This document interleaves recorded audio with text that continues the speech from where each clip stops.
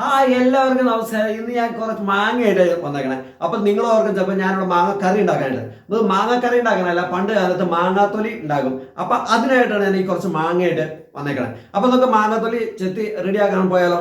നമ്മുടെ മാങ്ങയുടെ ചേനയൊക്കെ ഒന്ന് ഒടിച്ച് നമുക്ക് റെഡിയാക്കാം. അപ്പം നമുക്ക് ഈ ചേനയൊക്കെ ഒടിച്ചില്ല മേത്തേട്ട് തീർക്കാണ്ട് സൂക്ഷിച്ച് കണ്ടൊക്കെ നമുക്ക് ചെയ്യാം. പിന്നെ ഞാനൊരു ന്യൂസ് പേപ്പറിൻ്റെ പുറത്തായിട്ട് ചേന കളയാനായിട്ട് ഇടണേ. ന്യൂസ് പേപ്പർ ആണെങ്കിൽ അതിൽ ചെന വലിഞ്ഞു പോക്കുള്ളൂ. അതോർത്താ ഞാൻ ന്യൂസ് പേപ്പർ നമുക്ക് മാങ്ങയുടെ ചെന പോകാനായിട്ട് ഞാനൊരു 3 മിനിറ്റ് എടുത്തു. ഞാൻ വെള്ളം എടുത്ത് വെച്ചിട്ടുണ്ട്. ഇനി വെള്ളത്തിട്ട് നമുക്ക് നമ്മുടെ മാങ്ങയൊക്കെ പൊടിയും കാര്യങ്ങളൊക്കെ പോകാനായിട്ട് നന്നായിട്ടൊന്ന് കഴുകിയെടുക്കാം നമുക്ക്. ഓക്കെ, മാങ്ങയിൽ ഒലിച്ചിരിക്കുന്ന ചെനയൊക്കെ ഒന്ന് കഴുകിക്കളയണം. ശരിക്കും നന്നായിട്ട് തന്നെ ഒന്ന് കഴുകിക്കുക. കഴിഞ്ഞിട്ടുണ്ട്. ഒരു കാര്യം പ്രത്യേകം ശ്രദ്ധിക്കണേ, മാങ്ങ ഞെക്കുമ്പോൾ കണ്ടോ അതേ ചെന വന്നാണ്ടോ? ഈ ചെന നമുക്ക് ശരിക്കും തുടച്ച് കളയണം കേട്ടോ. എന്നിട്ട് ഞാൻ മാങ്ങ എൻ്റെ തുടച്ച് കഴിഞ്ഞ് റെഡിയാക്കി ഇത് വെച്ചിട്ടുണ്ട്. ഇനി നമുക്ക് നമ്മുടെ മാങ്ങയുടെ ഞെട്ടി വശം ഉണ്ടല്ലോ, അത് നമുക്ക് അങ്ങ് ചെത്തി കളഞ്ഞേക്കാം. അത് എല്ലാവർക്കും അറിയാലോ, പ്രത്യേകിച്ച് പറയേണ്ട ആവശ്യമില്ല, എന്നാലും പറഞ്ഞെന്ന് മാത്രമേ ഉള്ളൂ. പിന്നെ നമുക്ക് എന്നിട്ട് മാങ്ങ നന്നായിട്ട് എല്ലാത്തിനും അങ്ങ് ചെത്തി പുളി അങ്ങ് എടുക്കാം. ഇതേ രീതിയിൽ കേട്ടോ. അത് നമുക്ക് ഇഷ്ടമുള്ള രീതിയിൽ പുളി എടുക്കാം കേട്ടോ. അപ്പം അങ്ങനെ എല്ലാം പുളി ഞാൻ റെഡിയായിക്കൊണ്ടിരിക്കണം. റെഡിയായി കഴിഞ്ഞു. ഇനി നമുക്കിതെടുത്ത് കട്ട് ചെയ്യാം. നമ്മൾ ഈ മപ്പാസിനൊക്കെ വെക്കാനായിട്ട് ഈ കറി മാങ്ങ കട്ട് ചെയ്യില്ലേ, അതേ രീതിയിൽ നമുക്ക് കട്ട് ചെയ്യാം കേട്ടോ. അങ്ങനെ കട്ട് ചെയ്യണേ എന്തിനാണെന്ന് വെച്ചാൽ കുറച്ച് വലിയ കഷ്ണമായിട്ട് കിടന്നാലും അത് ഉണങ്ങിയിട്ട് വരുമ്പോൾ നൈസായിട്ട് വരും. അപ്പോൾ കട്ട് ചെയ്ത് കഴിഞ്ഞിട്ടുണ്ട്. നമുക്ക് വാരിയിട്ട് പാത്രത്തിൽ ആക്കി വയ്ക്കാം. അത് കഴിഞ്ഞ ശേഷം കണ്ടോ എങ്ങനെയുണ്ട്, ഇതേ രീതിയിൽ കട്ട് ചെയ്യാം കേട്ടോ. നമ്മൾ എന്തോരം മാങ്ങ എടുത്തിട്ടുണ്ടോ അതിൻ്റെ അനുസരിച്ച് നമ്മൾ ഉപ്പ് കൂടത്തക്ക രീതിയിൽ ഇടണം.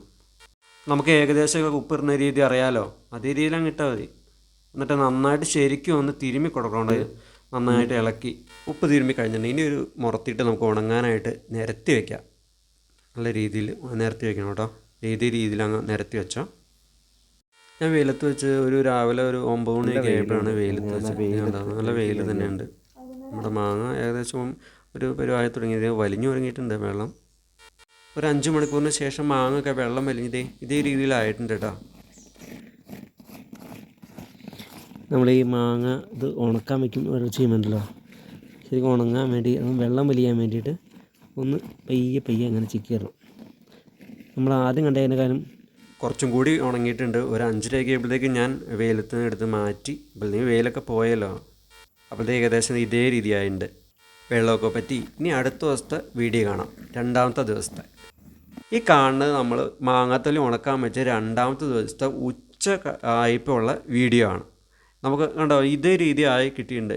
ഇനി നമുക്ക് അടുത്ത ദിവസം വൈകുന്നേരം ആകുമ്പോൾ എങ്ങനെയുണ്ട് നോക്കാം. ഓക്കെ, മാങ്ങാത്തൊലി ഉണക്കാൻ വെച്ച് 2ാമത്തെ ദിവസത്തിൻ്റെ 5:30 ആയപ്പോഴുള്ള നമുക്ക് മാങ്ങ ഇതേ രീതിയിലായിട്ട് കിട്ടിയിട്ടുണ്ട്. ഇത് കണ്ടോ എങ്ങനെയുണ്ട്, സൂപ്പറായിട്ടില്ലേ നോക്കി. ഇനി ഒരു ദിവസം കൂടെ നമുക്ക് ശരിക്കും ഒന്ന് ഉണങ്ങണം. കരുവരുവൊന്നായിട്ടില്ല, കരുവരുവനാകണം. പിന്നെ ഒരു കാര്യം, ഇത് ഈ മാങ്ങാത്തൊലി ശരിക്കും നോക്കി ക്ലിയർ ആയിട്ട് കാണാൻ എങ്ങനെയുണ്ട്, സൂപ്പറല്ലേ. ഇനി അടുത്ത അതായത് 3ാമത്തെ ദിവസം നമുക്ക് എങ്ങനെയാണ് നമുക്ക് നോക്കാം. ഇത് മാങ്ങാത്തൊലി ഉണക്കാൻ വെച്ചിട്ട് 3ാമത്തെ ദിവസത്തെ വീഡിയോ ആയിട്ടോ. ഞാനൊരു 9 മണി ആയപ്പോൾ മാങ്ങാത്തൊലി ഉണക്കാൻ വെച്ചു. 5:30 ആയപ്പോൾ ഞാൻ മാങ്ങാത്തൊലി ഉണങ്ങിയതേ ഇതേ പരിപാടി നമുക്ക് സൂപ്പറായിട്ട് കിട്ടിയിട്ടുണ്ട്. ഇനി നമുക്ക് ഈ മാങ്ങാത്തൊലി ഉണങ്ങേണ്ട ആവശ്യമില്ല. ഈ മാങ്ങാത്തൊലിയുടെ കളറൊക്കെ കണ്ടോ. പിന്നെ ഈ മാങ്ങാത്തൊലി ഉണങ്ങാൻ വെക്കുമ്പോൾ തേനീച്ചയൊക്കെ വരും മാങ്ങാത്തൊലിയുടെ അടുത്തായിട്ട്, എന്താണെന്നറിയില്ല. എൻ്റെ ഈ വീഡിയോ നിങ്ങൾക്ക് ഇഷ്ടപ്പെടുകയാണെങ്കിൽ ലൈക്ക് ചെയ്യാനും ഷെയർ ചെയ്യാനും സബ്സ്ക്രൈബ് ചെയ്യാനും ഒന്നും മറക്കല്ലേ. ഒരുപാട് കഷ്ടപ്പെട്ടെടുത്ത വീഡിയോ അതുകൊണ്ടാണ്.